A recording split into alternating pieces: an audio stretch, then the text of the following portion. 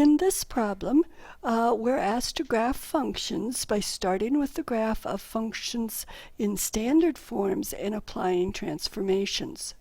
The first function that we are looking at is f of x equals 3 minus the square root of x plus 2. First of all, notice that this is the same as the opposite of the square root of the quantity x plus 2 plus 3.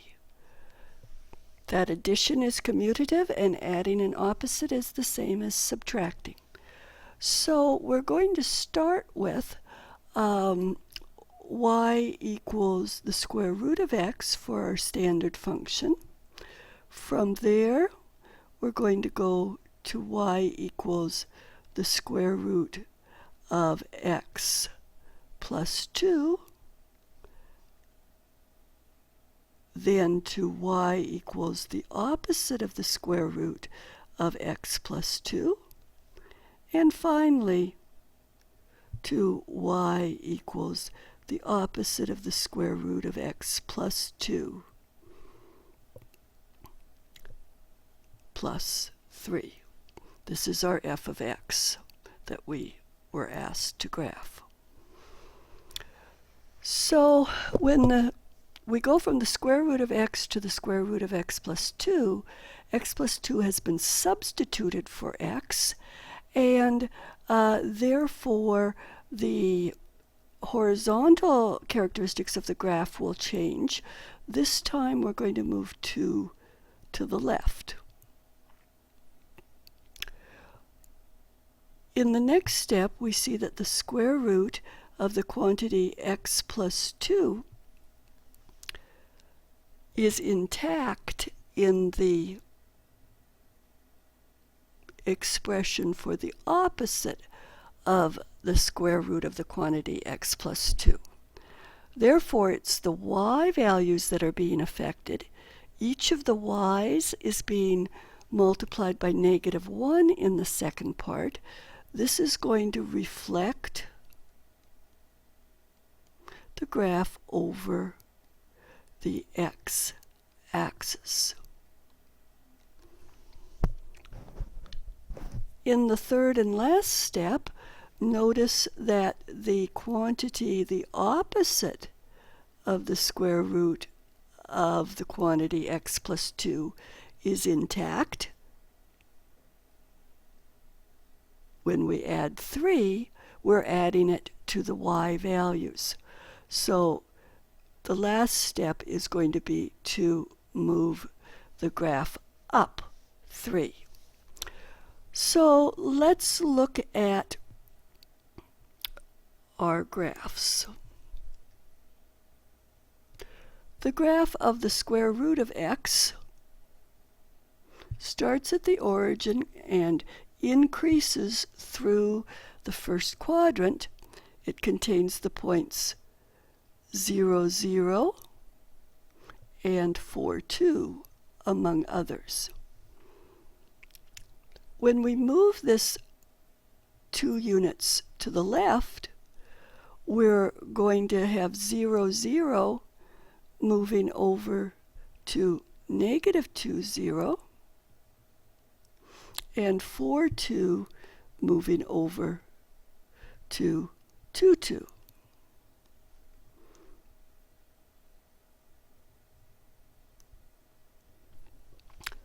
When we reflect over the y-axis, multiplying 0 by -1 does not change it, so the point -2, 0 is still on the graph, but 2, 2 will be reflected to 2, -2.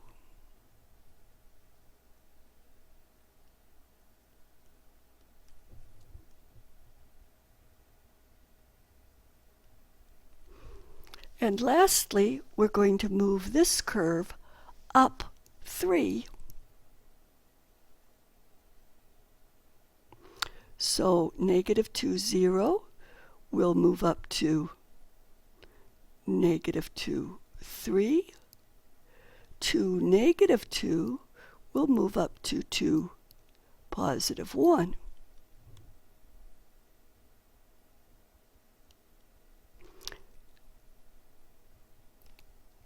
The domain of the final function is all numbers greater than or equal to negative 2, whereas the range is all numbers from negative infinity up to and including positive 3. Notice it needs to be written that way because the largest value has to be on the right-hand side. In terms of compositions, notice that our functions, when we went from step 1 to step 2, let's let s of x equal our standard function, the square root of x, and t of x equal the function x minus 2. Notice then s of t of x would equal the square root of x minus 2. So substituting the value of x minus 2 into the square root of x was the same as applying our standard function to the function x minus 2. Similarly, if we let r of x equal the opposite of x, then r of s of t of x will take the opposite of s of t of x and will give us the opposite of x minus 2. Lastly, if we let q of x equal x plus 3, then q of r of s of t of x, got one extra parenthesis there,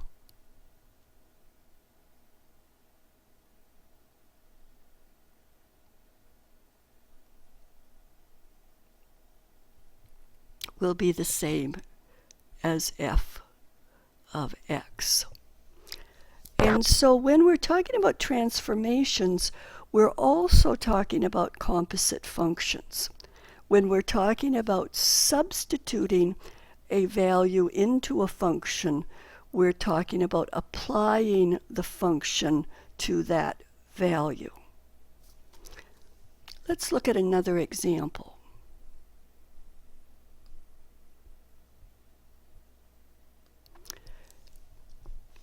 So here we have our standard function y equals the square of x.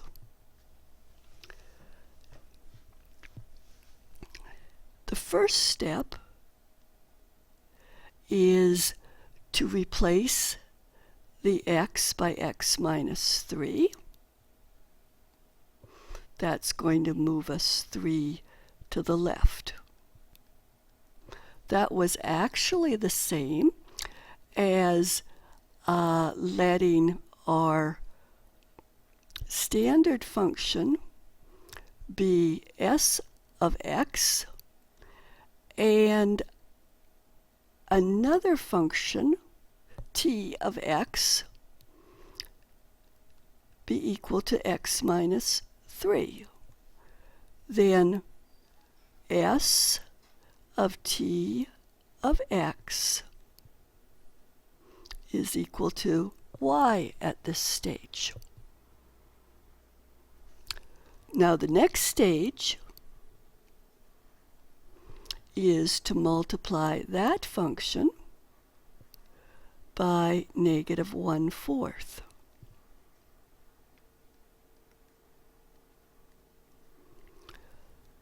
So if we let r of x equal negative 1/4 x, this y would be r of s of t of x.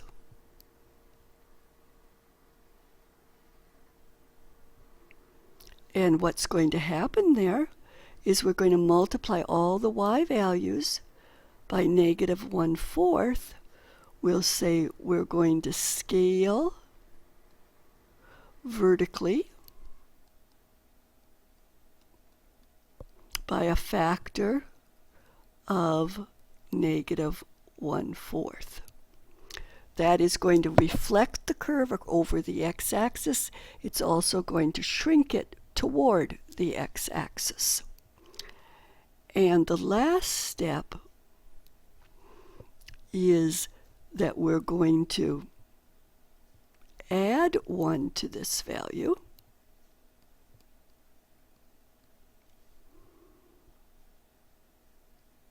So the function that we need now is the adding 1 function. If we apply q to everything we have coming before it,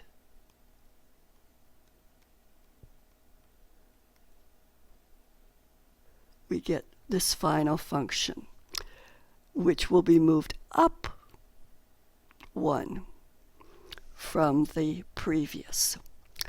And so we're starting with y equals x squared.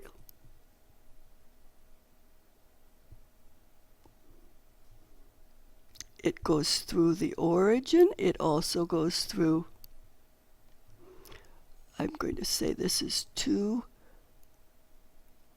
4, negative 2, 4, I'm sorry, and 2, 4, and 0, 0.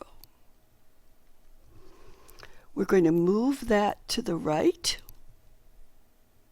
3, so 0, 0 goes over to 3, 0, to negative 2, 4 goes over to 1, 4, and 2, 4 goes over to 5, 4.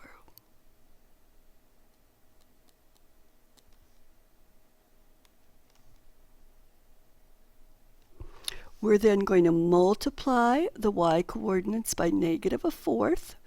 They're going to go down so that their y value is actually going to be negative 1. 4 times negative 1/4 is negative 1.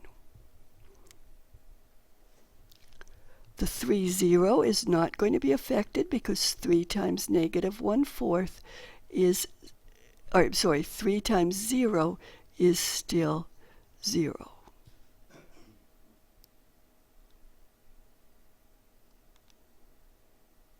So this is 3, 0, 5, negative 1, and 1, negative 1. Lastly, we're adding 1 to those values. So we get 1, 0, 3, 1, and 5, 0.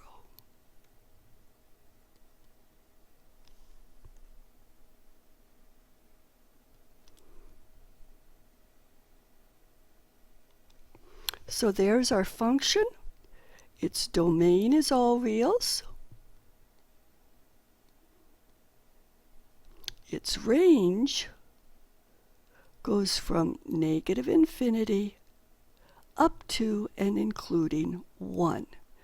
1 is called the maximum value of the function, and it occurs when x equals 3.